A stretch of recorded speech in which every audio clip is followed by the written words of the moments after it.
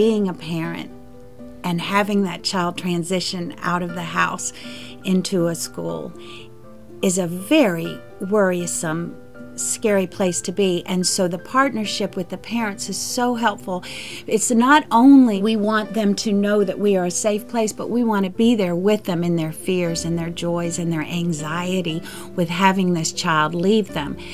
And it's interesting because then the home becomes the safe haven that it started out as again. And then when they're out in the world or out in school, then they are learning to mature and learning who they are. They are also learning how to resolve conflicts. They are also having to learn patience. They are also having to learn to be still and to be quiet. Well, the term normalization is a word that was coined by Dr. Maria Montessori to describe a child who has made the journey from coming into a room where everything's new and everything's different and he doesn't know what goes on here, into a child that has learned to concentrate, who can sit down and do his work, who has lots of things that he can do, who has a good relationship with his peers, who is becoming independent.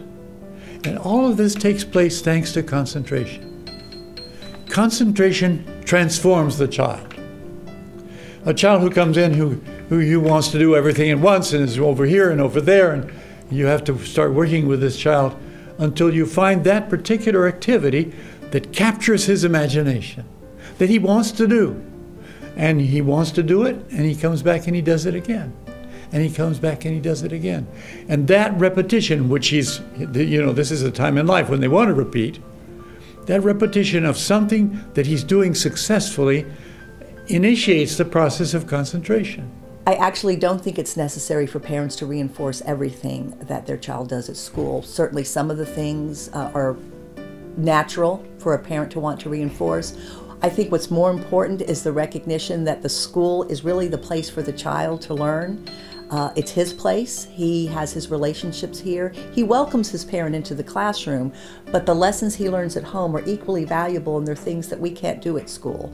So things like preparing a meal, visiting a sick friend, planting a garden, building memories and traditions at home, those are the things that we can establish, and those are very, very important things that help a child realize his place in life.